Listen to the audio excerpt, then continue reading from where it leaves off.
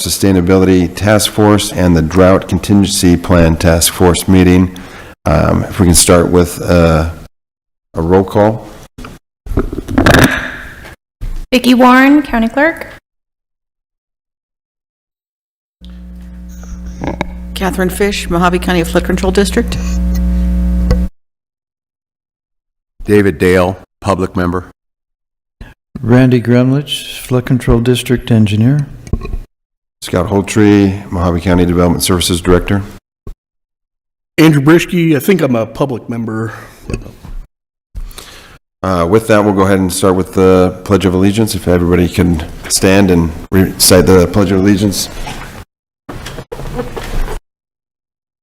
I pledge allegiance to the flag of the United States of America and to the republic for which it stands, one nation, under God, indivisible, with liberty and justice for all.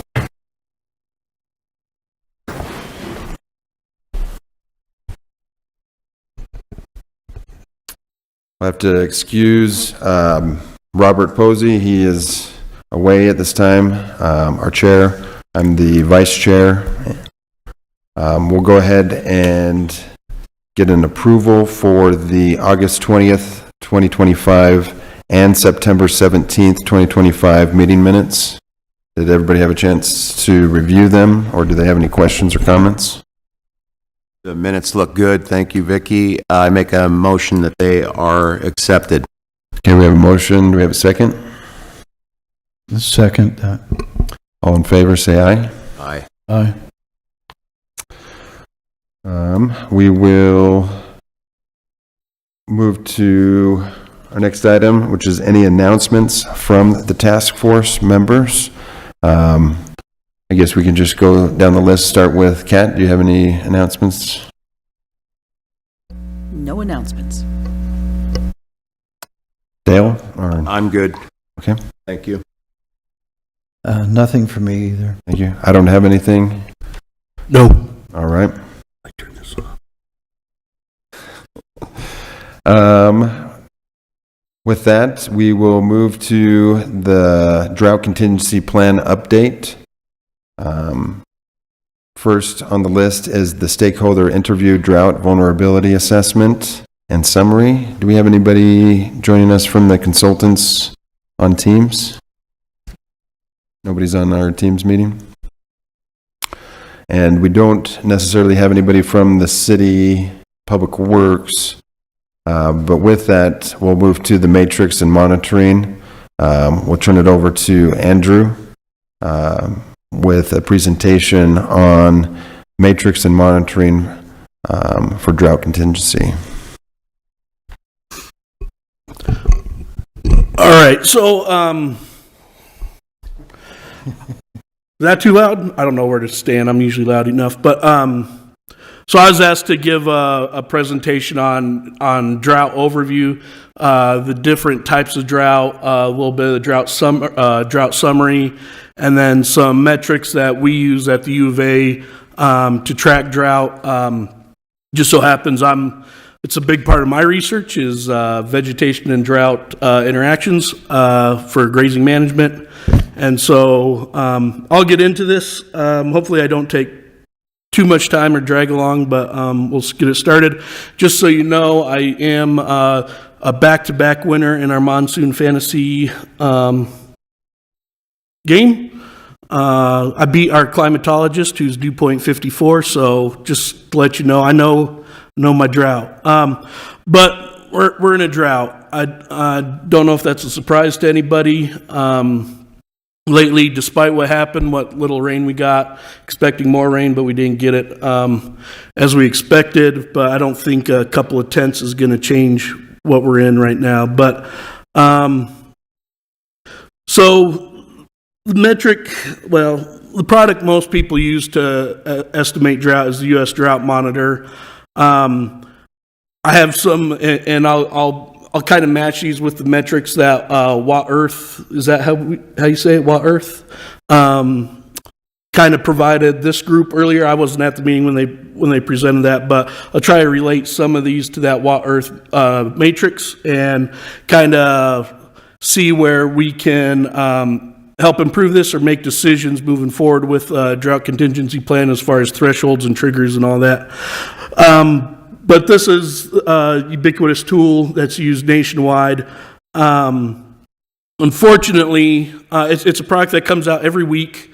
There's 12 authors nationwide that kind of author this map. They're on for 2 weeks, and then they go off to another author, and they just get input from all different areas and try to make, they do their best to make this map. The problem with the U.S. Drought Monitor in Arizona is it doesn't work very well. It works well for the rest of the country where you have typical precipitation patterns, but in Arizona we have a bimodal precipitation pattern where we get a lot of rain in the spring, and then we have a long dry period, and then we get another growing season or monsoon season in the summer. So, and what the U.S. Drought Monitor attempts to do is capture both short-term and long-term drought. And like in the Midwest, where a week or two without rain could be considered getting dry or drought, in Arizona we can go months without rain, and that's perfectly normal. So it doesn't do a very good job at that. And then also it uses a lot of indices, SPI specifically, to match these. The problem with that is you have to know what type of drought you're in, and I'll get into that a little bit. And also, you have to know what that means on the ground. So, like, I'll just use this year, for example. We had some rogue rains in May and in June, and even though they may have only been a quarter inch or so, they really elevate that index, the SPI index, and whatever window crunch you want to use. I usually use a 3-month window crunch. But I'll throw off that indice for a while, but that rain is, for my uses in agriculture, is pretty ineffective. Those May rains are too early to grow any forage, and then they evaporate. Same with the June rains. And so you also have to be able to interpret this with how effective that rainfall is, because not all rainfall is equal. You could have you could dump an inch in a day, and have a completely different response to dumping an inch, say, over a 2 or 3 week period of time. So you have to be able to interpret these to know what's really going on the ground, depending on which type of drought you're looking for. So what type of drought are we in? Well, it really depends on what lens you're looking through right here. So as an Ag and Natural Resource Extension agent, I tend to look at agriculture drought. Flood control or somebody else, they might look at hydrological drought a little bit more intensely. City of Kingman and Mojave might look at social economic drought a little more intensely. And so we'll go through a little bit of these, but this is kind of a conceptual design of the different types of drought. So meteorological drought kind of works more in the Midwest, right, where you get regular rains throughout the summer and spring. Where if you go 3 weeks without rain, people are starting to get worried. 3 weeks in May through 2 months here in Arizona, especially in Mojave County, if it's a May and June, it's not a big deal. We don't get a lot of rain then anyways. But then as we can move down into agriculture drought, where now we're starting to see plant stress and not the rains aren't producing forage like we saw this year. Unfortunately, we didn't even, our vegetation didn't even green up, and that's kind of statewide. I saw until about the last 2 weeks of September. In other parts of northern Arizona that I've been, they kind of had a nice 2-week period where the plants greened up, but they didn't grow a lot. And so that's where we get into the agriculture drought. So the ranchers here and producers are going to be, and I'm going to reference ranchers and producers because that's mostly who I work with, but they're going to be hurting for a bit, especially the forecast doesn't look great either, but I'll get into that later. And then hydrologic drought, we have reduced stream flow. You won't really see it in the Colorado River because that's managed through the reservoir system, but we'll get into long-term hydrologic drought too. But you can sure everybody's seen Lake Mead and the levels that they're at. That's severe hydrologic drought where we are near emergency levels in Lake Mead. And then down at the bottom, all those three types of droughts inform the socioeconomic kind of drought.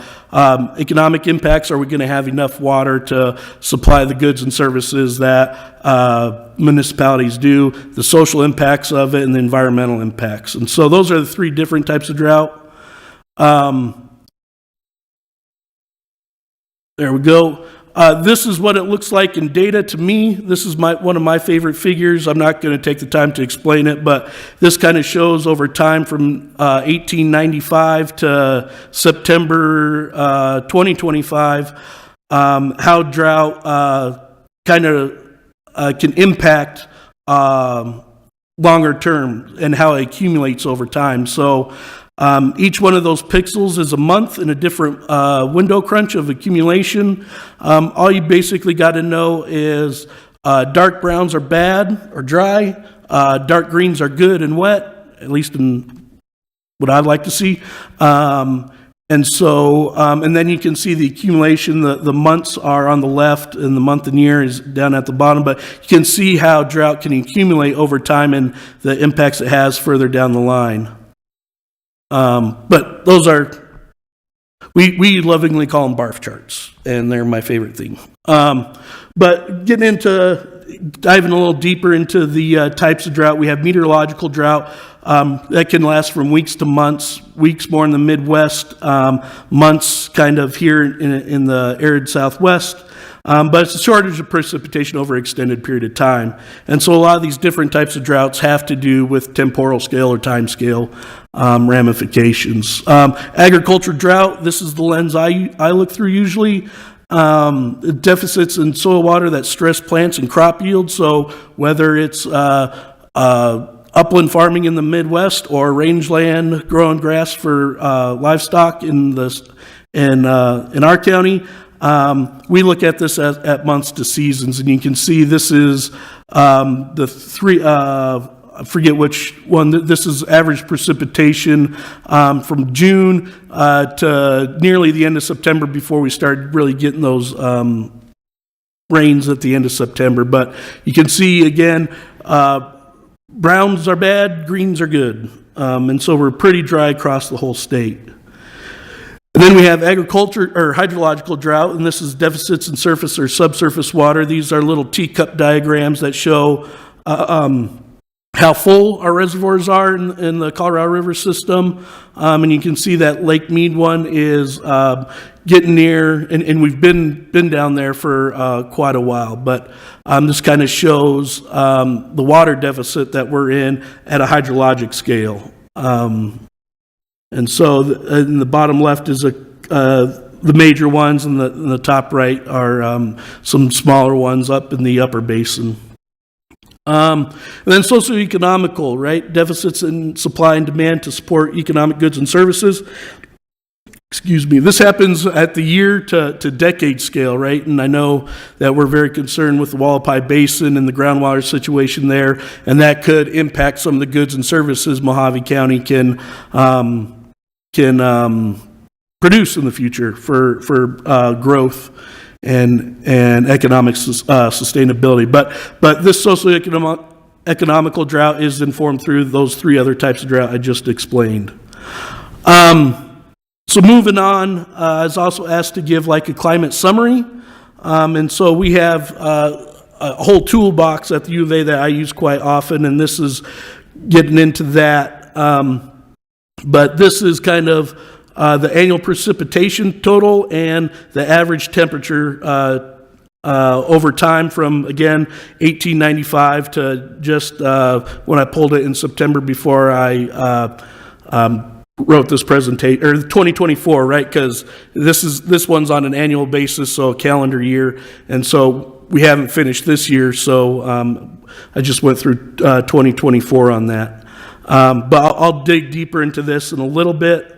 But this is another tool that we use. This is the average monthly climograph, precipitation in inches. And and then the rolling 12-month precipitation average right there on the right. And so you can see that yellow line there. It's a small trend in precipitation, but it is a decreasing trend. And so we're getting a little bit drier. And so while we're into this right now, I don't know that we're in a new paradigm with climate change. And so I don't know that we're going to increase over this time scale, decades or whatever, that we're going to see an increase in trend. And so we might want to start thinking for managing for drier conditions as it is. And then here's recent versus historical precipitation monthly. And so you can see our monthly totals in the spring season, January through March, are a little bit higher than our historical averages. And this is for 2024. And then we dried out pretty good, except for those kind of 2024. Again, we also had some kind of rogue May rains that threw off that a lot of those indices. But what I really want to highlight here is that rolling 12-month mean temperature. That's a pretty significant trend line moving up. We're getting hotter and drier, and don't know how else to put it. But those are the facts, right? So you can see all those red lines are all above average, and how stacked they are since about year 2000.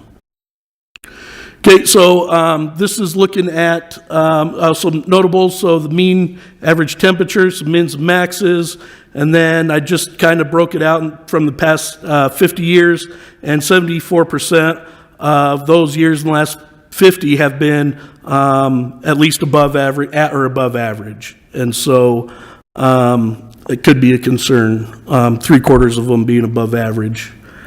And then I'm going to get into indices that climatologists usually use, and they're very simple. But before we get into this, I want to take a little bit of time to explain what the standard precipitation index is. It's indicized by that local area, and so it's not comparison across the country. It's right there for that localized, and it's based on a standard deviation. So it takes all those numbers, puts it into normal distribution, and then from that normal distribution you can see where you are. And so you can see over half of them, what's that, 68% or so, fall within that -1 to 1 value, where you're kind of you're near average, right? So just so that you have some context for looking at some of these next figures, but once we get to -1, that's usually a standardized indicator that you're getting into drought conditions. So that -1 number, and then as you move into -2, you're getting into some extreme and exceptional drought conditions with that. So moving on to these next, so this is what the SPI looks like for a water year now. A water year water year starts October 1, goes through September 30th. And so these are different window crunches for SPI. We have the 1 month at the top. I know you can't hardly see them, but just remember, greens are good, browns are bad. And then we have a rolling 3-month SPI and a 12-month SPI, so calendar year. This is what it has looked like historically. And so you can see in those past, at least 25, 30 years, a lot more browns than greens. And then just some notables on a water year. So SPI of less than 1, we tend to be in drought quite a bit. 65% of the time we're in drought if we use that threshold of drought. And then 17 years of SPI -1.0 or less, or sorry, I'm getting lost in my own notes here. So 17 years of less than 1.0, and then our worst was nearly -3 in 1956. That equated to about 26% of our annual precipitation, or calendar year precipitation. I should have fixed that, sorry. And then 17 or 65% of those years have been in the last 50 years. So again, more than half, significantly more than half in the past 50 years, we've been trending drier. And then I kind of break it up into the monsoon season, again, looking through my agricultural lens. We're more warm season dominated ecosystem for forage for livestock, and so I just broke that out into a 3-month monsoon season. That SPI of 1.0 equals 47% of monsoon precipitation, so we're only getting half of what we'd expect. And then we've been 18 years of less than 1.0, and the worst that we've had was a -3.6 in 2020, which was only 4% of annual precipitation. I don't know how many, I remember that year vividly, and then we got followed up by another round of not just because of COVID, but because of the drought. I remember it a lot for the drought. Ranchers were really in trouble there. And so here, only 50% of the last 50 years have been in drought in the last 50 years. This will we'll try kind of relate some of these to the Watt-Earth matrix that they showed earlier. I'm a PI on a project with our climatologist, and now we are trying to produce these monthly automatically generated climate reports. So this is an example of that. I'm not going to go into all the metrics, but I think this could be a tool that we could use moving forward to track our drought monthly. And so I had the team that's I don't really do anything with it because I don't know how to code or anything, but I'm the PI, so I can ask them to do things. And so I asked them to do one for Mojave County. This is the first one we did. We usually do this at a forest scale, so like the Kaibab, Tano, Coconino, Prescott National Forest, all the forests in New Mexico and Arizona have one of these reports. And so this just gives us an idea of how we can track these, and we're trying to put this more, kind of had that idea with this drought contingency plan. Can we do it at a municipal level? And so we might want to think about breaking this up because Mojave County is very large. So we might want to think about breaking this up into Upper Mojave County and Lower Mojave County so we get some more localized metrics or summaries for that. But it just gives you a bunch of different climate information. Some of these figures you've seen before, but it kind of puts you in that hot, dry kind of matrix, and it'll give you an idea through different window crunches of where you are as far as drought is concerned. And we can add more tools to these. So like I said, I looked through this through a range kind of context. And so one thing that we're trying to do on the Kaibab is this forage production estimate, where we can find out how average our forage production is. This is used through remote sensing. This product will only come out once a year just because of the satellites used. But maybe we could use this for Upper or Lower Mojave County for our agricultural producers. This is one that this is a figure I really like to show. This comes from a station climate summary, so I think this one is near the airport, I believe, or at the airport. I had to look through a couple different ones to find one that had some usable data, because some of these go down and they won't report if they don't have validated data. And so this kind of gives you a station climate summary for the year. That's some metadata for the station location. This will give you a bunch of different information about precipitation and temperature summary. Like I said, not all rain is created equal, and so this will track the number of rain events that you've had and the amount of accumulation. And so depending, again, through the agricultural lens, to grow forage, you need a higher frequency of events.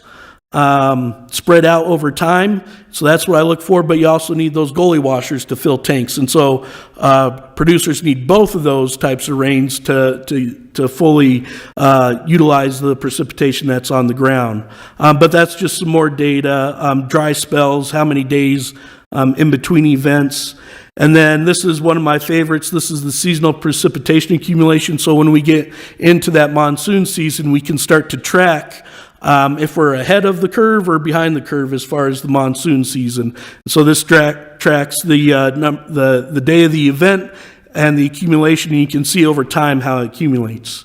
And then they also put this in there in that box is how does this relate to similar years in time? And so if we can remember what 2020 was like, and we're getting into that same territory, then we may need to start making decisions. And then this is just the water year temperature over time. Here's another product that the Matrix, the WaEarth Matrix put in. It's NDVI, it's measured greenness. And this is an anomaly departure from average. So it's a remote sense product, and you can get into a little trouble with this one because the satellite can't distinguish between grasses and trees and forest, and so sometimes you get a lot more error in this because they're looking at those trees, that big forest, instead of the grass down below. But it can also be a measurement of how your forage production is going. Nobody can see this. I can't see it, but this is kind of the matrix that WaEarth provided earlier. I went ahead and color-coded it, took the liberty to do that. And so the greens are what I believe we can, you still won't be able to see it. That's all right. Basically, the greens are some of the metrics that this matrix had that I think we can easily implement into that monthly report. The oranges the yellows may take a little more effort, but we can probably introduce those into the monthly report. And then the oranges are going to be pretty tough because there's either costs associated with it or we can't break into the firewall or something like that. So that might just take a little bit more coding for a monthly report. I was also asked to kind of give an update on what happened. I don't know how many people are interested in this, so I might blow through it pretty quick. But this is kind of, just to give you some context, this is our regular weather pattern. This is a typical jet stream, winds coming from the west. And this is kind of what we're transitioning into right now, going back to a regular storm track. And then this is kind of the 15 to 20,000 look at the low pressure and high pressure system, atmospheric moisture coming through. But this is, when we get to monsoon season, this is how it shifts. The definition of monsoon is the winds change from that typical west jet stream into this easterly flow. That brings up that moisture up from the Gulf of Mexico and the Baja of California.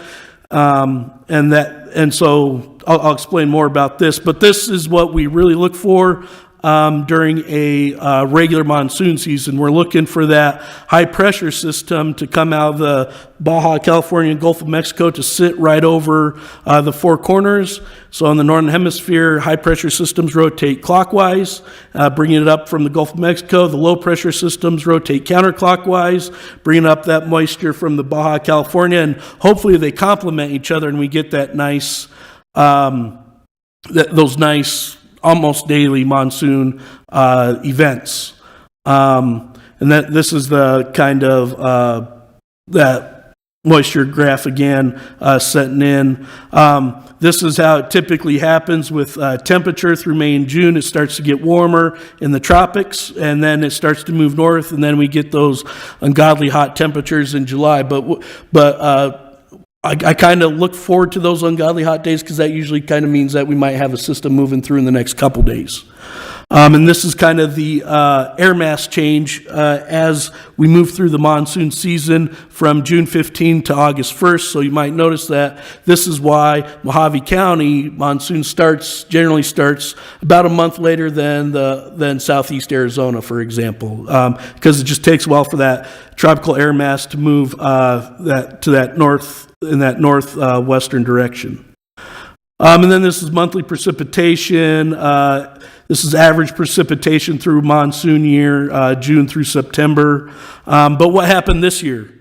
So we had that white kind of blob kind of shows the picture, and that I'm talking about the anomaly on the upper wind level pattern is that low pressure system didn't sit down kind of in that Yuma area, it more sat and pushed in a little bit further on that California side. And so the high pressure system that we look for to move into the Four Corners area just wasn't strong enough to overcome that low pressure system coming off the eastern Pacific. And so we just didn't get, you can see that moist air just didn't come up into Arizona. There we go. And so you can see that moist air pushing in from the eastern Pacific just stopped the whole monsoon. We actually got started on time, and then it just dried out after that. But I'll move on from this. So looking ahead, so this is what we're looking at here is the El Nino Southern Oscillation forecast. So if you haven't heard, it's just come out in the news the past couple of days. Everybody's predicting a La Nina year. Again, it'll be our third La Nina year in a row, which is pretty rare. But if you look at the figure on the bottom left there, if you see that blue area right around the equator, that's the signal that we're going to get an El Nino year. So that's colder ocean water temperatures, and that usually is the signal of a La Nina. Now it's going to be, they're predicting a weak La Nina, so it could really go either way still, but it's leaning more towards a La Nina year. And when we get into La Nina year, that usually means that we're having a warmer and drier winter. And so this is the 3-month rolling average of the precipitation outlook, starting in November, and then the one ends in April, May, and June in the bottom right. And so you can see still weak signal, but we are predicting a drier winter. And then this is the temperature outlook for that same time period. We are predicting a warmer period. It's not very strong, and we're still kind of near equal chances, but that's the outlook from them. I'll wrap it up with these. These are some of the climate tools we have available that I use regularly. A lot of these get put into those drought monthly reports. The SPI Explorer tool is one of my favorites. That's where you can manipulate your months and window crunches and all that.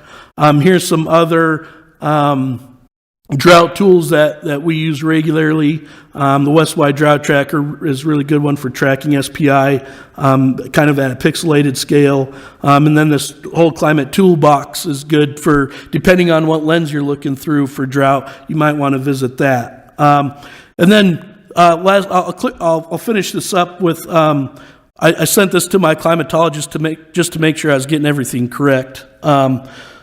And so he's been involved with many of these, and so with a lot of these drought contingency plans and all that. And this was his advice through dozens and dozens of rodeos through going through this. It's keep it simple. Don't get too complicated with your metrics or anything like that. We don't want to overburden people, get into that analysis paralysis. So it's often too complicated. There's too many metrics and not a clear idea of what decisions are going to be made when a threshold is crossed. And then when we get into this, this is, I don't know how far we are with this drought contingency plan, but I feel like we need to make decisions on what metrics we want to use, then the thresholds for each of these metrics, and then decisions on the indices and timescales. What window crunches are we going to use that really kind of illustrates what climate is on the ground. right? Going back to those kind of rogue May and June rains that kind of tend to throw these indices off. And so what do these things mean for management objectives and decisions? And I'll take any questions if there are. Wow, that's quite a bit of information there. Sorry. My mind's about ready to explode. No, I appreciate it. Thank you, Andrew, and I'll turn it over to the task force. Does anybody have any questions that they'd like to ask? First, thank you, Andrew. That was wonderful. Question, is there any data to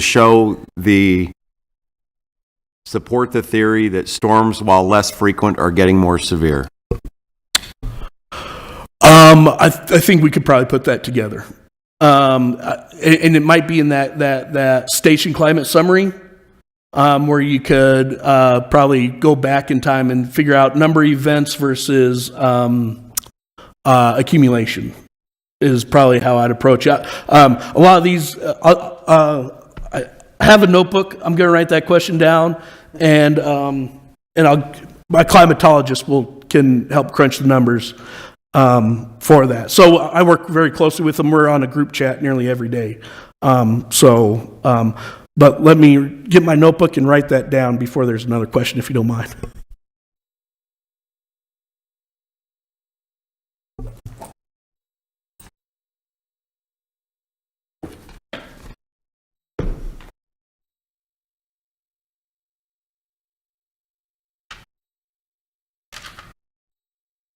Sorry. So the question is,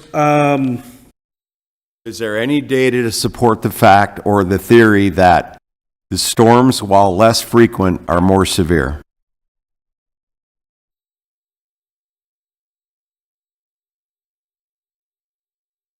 I would also think that maybe our flood control department, because we monitor throughout the county the rainfall that happens we have the monitoring stations throughout the county.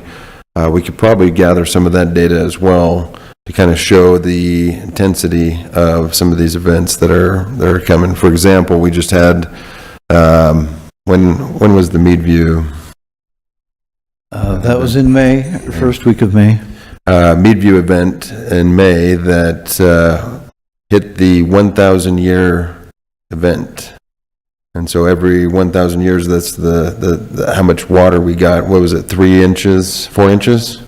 Oh, I take that back. Yeah, the event in Fort Mojave was in May. In the end of September, in Meadview, we had more than 4 inches of rain in 3 hours. Yeah. Which statistically was 1 in 1,000.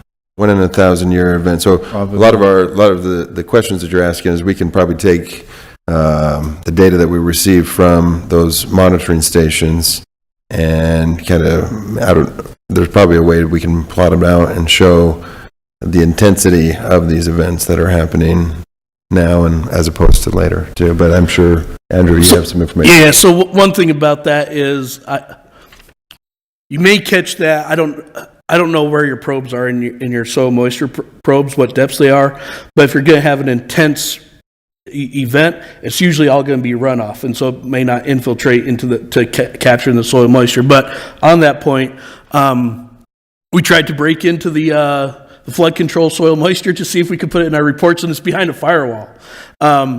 So if we could somehow get access to the data just as another test or something for these climate reports, or I don't know if it's a firewall or whatever, but I remember Crimmins Mike Crimmins is our UVA climatologist, but I remember he was really interested for a while in it, and then we got busy with other things. But if we could have access to some of that soil moisture data just for other testing and other products, we'd be very interested in that too. But to the severity of the events, I don't think soil moisture may not capture it. It may capture it in the first probe that may be 10 centimeters deep or whatever.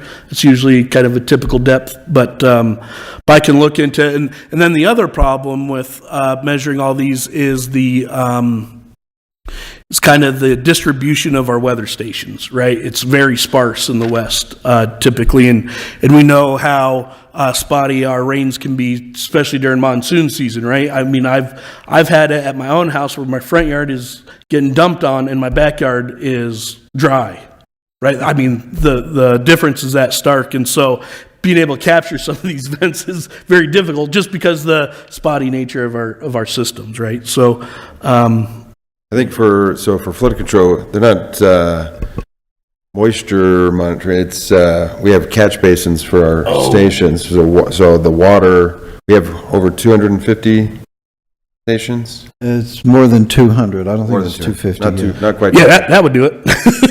We have 200 stations throughout the county that have catch basins and measure the amount of rain that has fallen in a period of time. It's not necessarily moisture, and they should all be public access to everybody. Yeah, I don't remember the issue with it, but I remember they had trouble getting the soil moisture probe data specifically. I don't know about the catchment. I didn't know about the catchment data. Yeah, we have both. There's probably a good dozen or so soil moisture probes that we have, and that information is available, and we can make sure you have access to Yeah, that. we'll make sure you have that access, and then also if they ever have any issues, just give us a call. We'll be able to work with them. Yeah, Crimmins is pretty excited that this is happening, and so he's wanted to be involved, but I kind of wanted to take a shot at giving this drought presentation, so he let me do it. Awesome. Well, you touched on why I'm asking. A severe storm over a compressed period with more moisture, quote unquote, it becomes waste, right? Because we're not getting the percolation effect. It's drainage, it's damage. I'm just curious to see if that's a measurable metric that we can use. Something else I want to talk about. Do you have a formula for measuring evaporation? Say a body of water divided by pi, whatever it is, however you do that. So there probably is for like Colorado River, but on the landscape it'd be standard precipitation evapotranspiration index, which is just a one-off of SPI, and that's the one that Earth had in their matrix. So Trevor McKellar, who is actually doing the coding for this, his entire PhD, which was on which is better, SPI or SPEI, and it all depends on location on which one is better. But there is a calculation associated with evapotranspiration, but with all those calculations, you introduce error and all that. I was having this discussion with somebody on, I forget what forest, we're on Kaibab, I think, and they're putting in, they have a research project where they're putting in soil moisture probes and they're trying to measure evapotranspiration at a local level. But then I had the question, plants have different physiology, and so plants with broader leaves will evapotranspirate faster than thin leaves, or the growth structure of plants. Some have small bases and throw up a seed stalk, some are very bushy. And so the question I was interested in was, how does the physiology of the vegetation affect evapotranspiration? But the SPI, all those figures that I got through the SPI tool, they are as readily available through SPEI, which is evapotranspiration index. And the reason I asked, at the last meeting, we challenged the Parks and Rec director to get evaporation measurements off of the two ponds on the golf course, the pools, obviously any bodies of water that he's over, that being the major holder of waters out of the city of Kingman outside of our culinary water system. We would like to know if that's a calculation that we can look at doing something, mitigating water use, mitigating the size of the ponds, something with the pools, those types of things, part of the mitigation strategy. So we challenged him to get evaporation measurements, and I just wondered if there was a quick formula for X, Y divided by. Here's my other question, and this is a personal one. Does deep water evaporate faster than shallow water given the same mass, same shoreline? I think it's a matter of surface area to temperature. So the depth not affecting the temperature would not affect the evaporation. I don't know, but I don't know. Because the reason I'm asking, we have different depths, obviously at the pool, obviously at the lakes, or at the ponds. There are different depths. We have different things. We're doing aeration of the water, those types of things to keep fungi, algae down. So knowing that that's going to be, an exponent to evaporation, we're adding to the expiration or the evaporation component with aerating the water. Something we're looking at on Parks and Rec side, brought this up at the Golf Commission meeting, some mitigating factors that we can do to line the ponds, do different things, some cost-effective things. Well, I know they have those, and I don't know if they want it for the golf course, but those little black floater things, those are supposed to significantly reduce evaporation from those. I don't know if it's a visual thing for the golf course or anything like that, but there's options out there. I mean, more trees around a pond like that could reduce evaporation and all that. Just while you got me thinking, depth could affect it because of the temperature of water. So the water may take more time for that water to warm up and more energy for that water to warm up. I'm not gonna say it for certain, but just thinking about that kind of thing would lend me to believe deep water may have a different. Back in the, I want to say, 80s, 90s, a big thing for golf course water, bodies of water, was what they called moating, where they would go into the bodies of water and basically build an inland island out. Never affected the playability of the course. It never affected the rating, the slope, any of those types of things, but it greatly reduced the sheer capacity of what you were holding. Thus, since we're talking surface area, you're reducing evaporation, those types of things. So I would like to look into, it's the price of dirt, it's the price of rocks, it's the price of labor, I guess, and it really has no effect other than we're reducing the footprint of the pond. Still thinking about what we can do about the pools, that type of thing, but... So your question is specifically about evaporation, not evapotranspiration or anything like that? Yeah, we got a fill valve out of culinary water that's running into our ponds, and I'm there Tuesday morning, the fill valve's running an hour and 45 minutes. I'm there Wednesday morning, the fill valve's running an hour and 45 minutes. We're just throwing culinary water straight into these ponds, and it's making my head explode. So we need to reduce that as just showing the city of Kingman being good stewards of water, right? Asking others to take a cut or a hit or pay more. We need to lead by example, I guess, is what I'm saying. I just tried to chat GPT it, and it looks like the internet has a calculator based on your climate, where you are in the United States, as well as the time of year. The evaporation is different, and so you can plug in your time of year, day, and then it will produce your calculations for you on the internet. Anything on depth?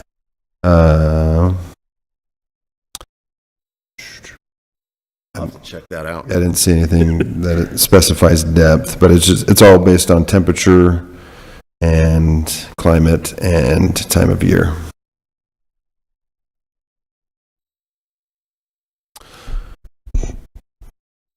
Thanks, David. Anybody else have any other questions based on the presentation that we received? One question I had, Andrew, just I noticed that everything was based on the Kingman area.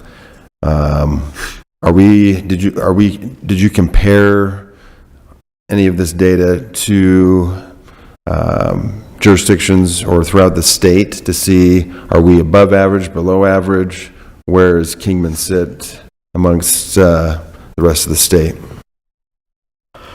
Well, the whole state is dry, basically. Depending on, right, so those indices are based on kind of that local area, right? So it's comparing itself to itself. It'd be difficult to compare this area to two. They're just in two different, or it'd even be difficult. I mean, I can run the numbers for anywhere really. I just have on that tool. I just have to drop the pin, right? But even Kingman versus Bullhead, right? They're two different climate regimes, right? And so, I mean, I can produce the data. I'm not sure I'd compare the two just because they're naturally going to be different, right?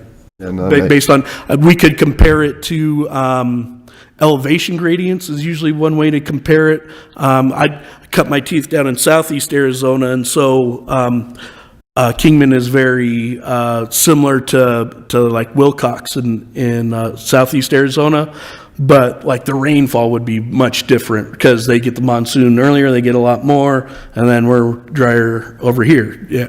So, I mean, my whole goal in working down in Wilcox, moving on with my master's, was to move to a wetter climate, and I went the wrong direction. I was just wondering if there was, so, I understand that the comparison is with itself. So Kingman, we're looking at the time frame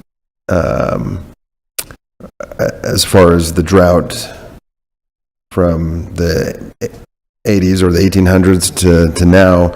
But I was just wondering if other jurisdictions or other areas of the state or the country have experienced heavier droughts or more, or just based on, are we average, above average, below average as far as our current drought status? But I'd say we're below. And so I was talking with Crimmins yesterday when I was going through this, and Arizona has been in drought status since 2006.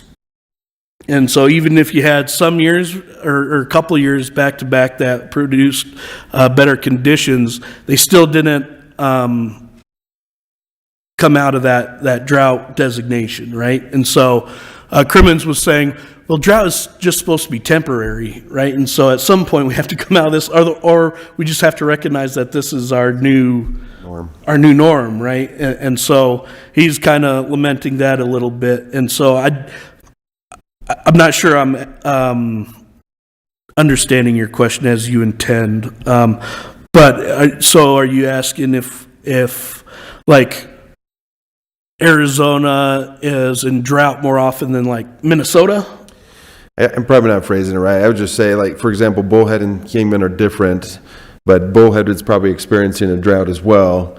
Is ours worse, our drought worse than the Bullhead's drought, or I don't know? As far as like, we can run those numbers and for intensity and all that. We could even, like I did that, I just, fiddling with data, I put together, over the past 50 years, we've had this many, we could put those numbers together, yeah. I think that would be kind of nice to know, just based on Kingman's drought, are we worse off than other droughts throughout the state? And through Mojave County, because a lot of this data is based on the PRISM data set that uses official weather stations and stuff, I don't think that it'd change a lot more, because within that PRISM data set, there's a lot of modeling that goes on behind the scenes, right? And so, because you don't have weather stations everywhere.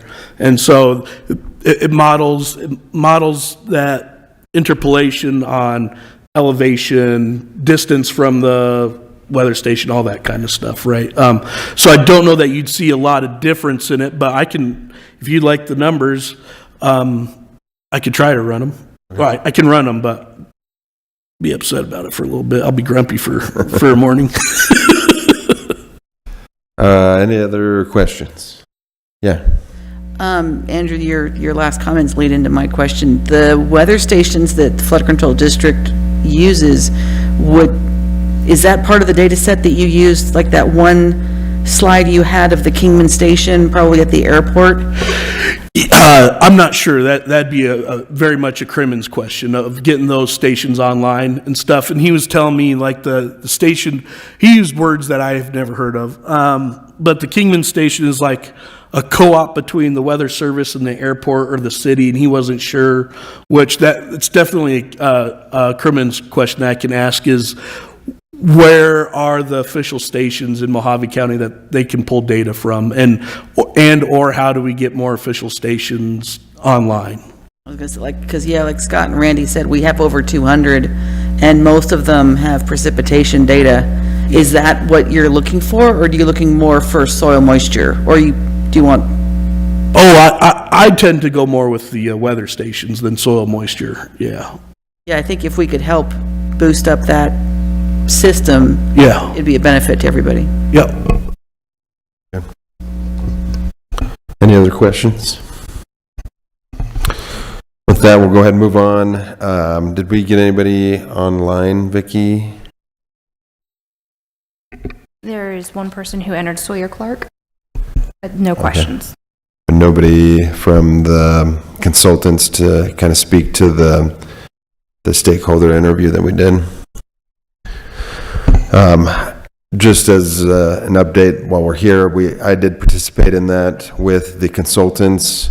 I feel like they got some good information. Some of the questions they were asking were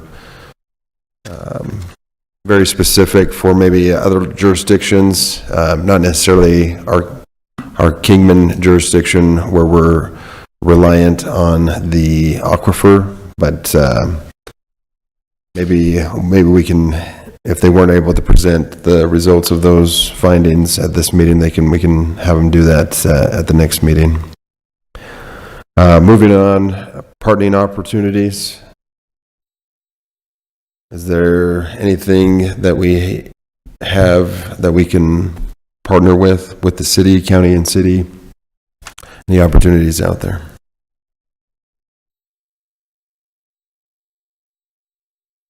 I think we just mentioned one where it looks like we can provide more data on our rain gauges, especially in this area. And I know we're putting another rain gauge in, or is it just a camera in the city limits? It will be a camera, just a camera. Just a camera, not another rain gauge. But providing that information, so whatever we can do to get the information to Andrew and also to the city as far as using that data, I think would be good. Scott, I might mention we are in the process of drilling 3 monitoring wells for the groundwater. That data, it won't be till next spring or next summer till that'll be available. But that might be another factor that you'd want to look at, is the groundwater depletion. Absolutely. Yeah. What's the location on those? There are 3 of them, one in the airport area, one in the Valley Vista area, and then one kind of in between. So On the bench or on the valley floor? oh no, towards the valley floor. I believe construction should be starting In November. November. Yeah. So that should be coming up, and then it shouldn't take too long to construct. Then USGS is providing all of the monitoring equipment so that we can monitor those wells. We'll move on to public outreach opportunities. Is there anything that we can do as far as public outreach?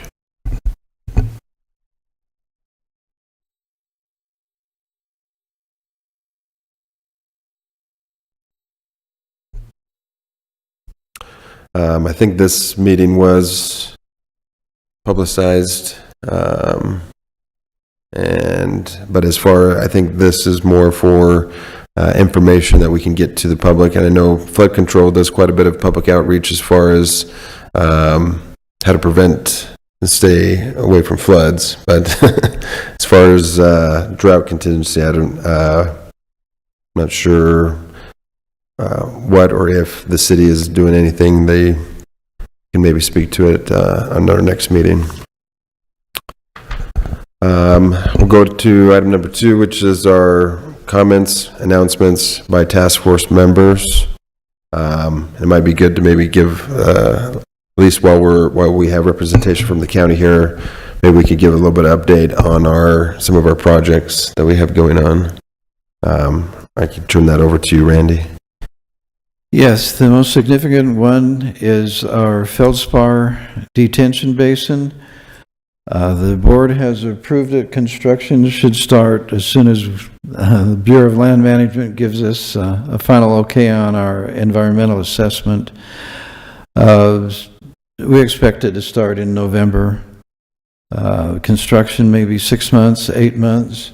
And that will provide some flood control protection for the northwest part of the city, and at the same time take that water and infiltrate a fair amount of it into the ground. So that should be coming online fairly quick. We have 2 other basins that are waiting for approval from state land.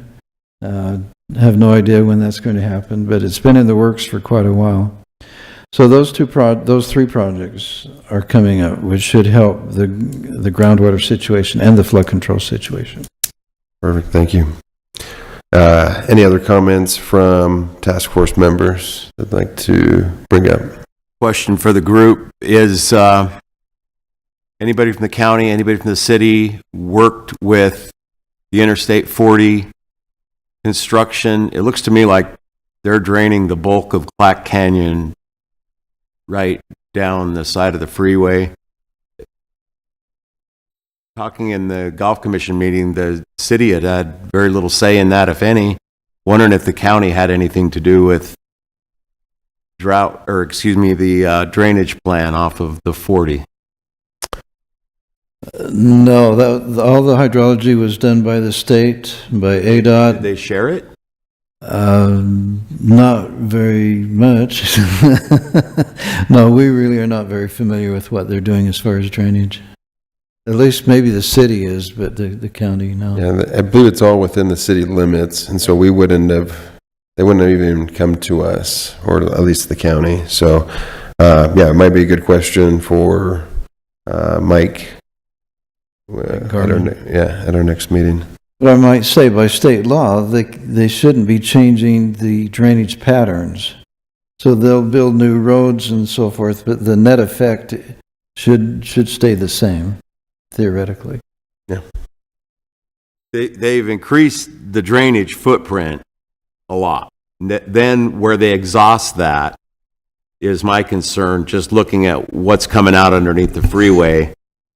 It's already lowland areas. And I think then I guess if the question is no, none of us were involved, then I guess I would respectfully request that we merely keep our eye on that. Yeah. Back to the original conversation, less storms, more severe. Draining that freeway in that area near the hospital, near the golf course, near Centennial, I think we need to monitor that for damage, yeah? Absolutely. Something to keep an eye on. Absolutely. You always want to monitor, like Randy said, state requirements regulate that you cannot create more drainage onto another property. So it would, if that's the case, then we would have a claim. But yeah, like you said, you just have to monitor it. Any other comments or announcements from the task force? With that, we'll go to the call to the public. We'll limit any comments to 2 minutes. Do we have anybody from the public that would like to come and speak? Yes, sir. Come on up. If you could provide your name and address. Wayne Holland, 4825 North Mormon Flat Road, Golden Valley.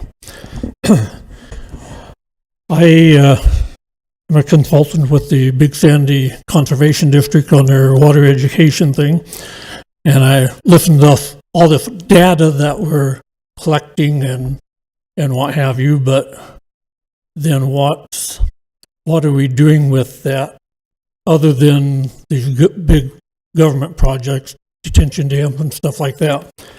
We got the county put out the flood control and water sustainability low impact development guide, but a lot of our decision makers have never seen it and don't know what's in it. So even if they're not considered, water is not part of their overview, might have something to do with the roads. So I think it's good information if they would have it. And then what are we doing educating the public on what to do to mitigate the flooding and what have you, which if you're doing that, then you're going to mitigate some of the drought consequences. So we need more education to the public. I give presentations of whenever I can find a group to talk to, and they also put out a couple pamphlets that they're available, and I've handed out hundreds of those and used those for my presentations and stuff. So gathering data is fine, but what are we doing with that data? And get the people involved in mitigating the drought and the flooding, because there's a whole lot more people than there is government here. So we need to work together, educate the people, have them actually do things, because you take them and fit them in a class and they listen to the class and then they go home and don't do anything. Doesn't really work. Do we have any demonstration sites?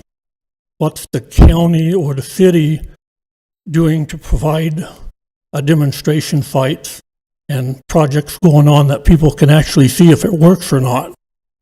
You know, we've got a whole lot of people here doing a whole lot of nothing.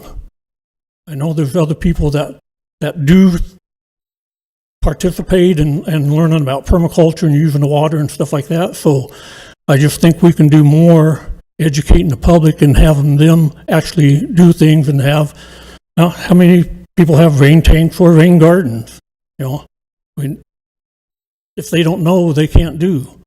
So I'm just saying we need to do more education for the people and give them an incentive to do something. Without that, a lot of them aren't going to do anything. They'll listen to you and go one and they're out the other. But so I think we need to work together and get the people involved with the government. Thank you. Thank you. Appreciate your comments. Do we have any? Scott, sorry, can I comment on that? Yeah, go ahead. Wayne, I kind of asked a similar question, and in the document that we were provided on this drought contingency planning project, there is an area for mitigation action. So I'll be bringing that up and all the parts and pieces of the low impact development guide when we get to that portion of this list. But thank you. Is there anybody else from the public that would like to make a comment? Seeing none, we'll close the call to the public. Item number 4 is next meeting. I believe we've tried to, specifically for this drought contingency plan task force, we're trying to do a meeting every month, and we were looking at the third Wednesday of every month, which would be the 19th of November. Does that currently work for most everybody here? I forgot my phone in the car. Doesn't work for you. And it would also depend on a lot of the our members from the city.